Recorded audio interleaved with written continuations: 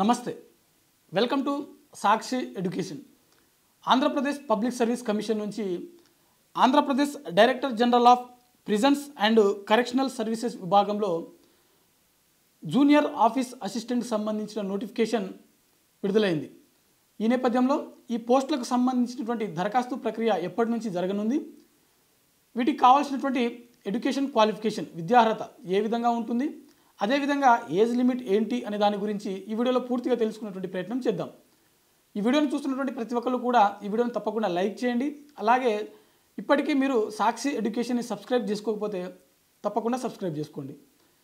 మనకు junior office assistant సంబంధించినటువంటి ఈ పోస్టుల యొక్క దరఖాస్తు ప్రక్రియ ఎప్పటి నుంచి మొదలు కానుందని చూసినట్లయితే సెప్టెంబర్ 25 నుంచి అక్టోబర్ 15 వరకు, అంటే నెక్స్ట్ మంత్ 15 వరకు దీనికి సంబంధించినటువంటి దరఖాస్తు ప్రక్రియ జరగనుంది.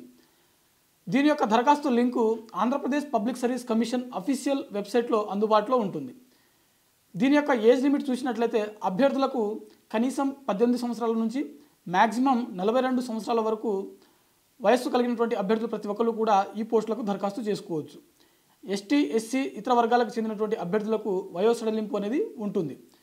అదేవిధంగా ఎడ్యుకేషన్ క్వాలిఫికేషన్ చూసినట్లయితే ఏదైనా బ్యాచిలర్ డిగ్రీ పాస్ అయినటువంటి అభ్యర్థులు ఈ పోస్టులకు దరఖాస్తు చేసుకోవచ్చు. అదేవిధంగా ఈ పోస్టుల యొక్క ఎంపిక ప్రక్రియ ఏ విధంగా ఉంటుంది అని మనం చూసినట్లయితే దీంట్లో మనకు ముందుగా ఎగ్జామ్ అనేది కండక్ట్ చేయడం జరుగుతుంది. ఈ ఎగ్జామ్ అనేది 2 పేపర్లకు ఉంటుంది.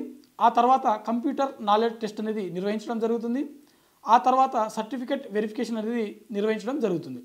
ఫైనల్గా మనకు మెరిట్ లిస్ట్ అనేది వీటి ద్వారా తయారు చేసి రిలీజ్ చేయడం జరుగుతుంది.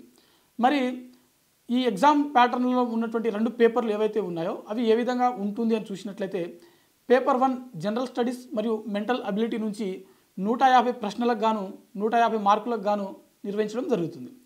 పేపర్ 2 కూడా మనకు ప్రధానంగా పేపర్ 2 చూసినట్లయితే జనరల్ ఇంగ్లీష్ మరియు జనరల్ తెలుగు, ఇటు జనరల్ ఇంగ్లీష్ నుంచి 75 మార్కులు, జనరల్ తెలుగు నుంచి 75 మార్కులకు గాను మొత్తం 150 మార్కులకు ఈ పేపర్ 2 అనేది నిర్వహించడం జరుగుతుంది. ఇక్కడ అభ్యర్థులు గమనించవలసినటువంటి విషయం ఏంటంటే ఈ 2 పేపర్లలో కూడా నెగిటివ్ మార్కింగ్ విధానం అనేది ఇంప్లిమెంటేషన్ ఉంది. అయితే ఒకసారి మనం సిలబస్ చూసినట్లయితే పేపర్ 1కి చూసినట్లయితే Indian polity, Indian history, Andhra Pradesh history, Andhra Pradesh culture మరియు ఇండియన్ సంబంధించినటువంటి ఎకానమీ, ఆంధ్రప్రదేశ్ ఎకానమీ, అదేవిధంగా జనరల్ సైన్స్, దాంతోపాటుగా కరెంట్ అఫైర్స్, అదేవిధంగా రీజనింగ్ మరియు మెంటల్ అబిలిటీకి సంబంధించినటువంటి ప్రశ్నలు పేపర్ 1లో అడిగేటువంటి అవకాశం ఉంది. వీటి నుంచి 150 ప్రశ్నలు మనకు అడగడం జరుగుతుంది.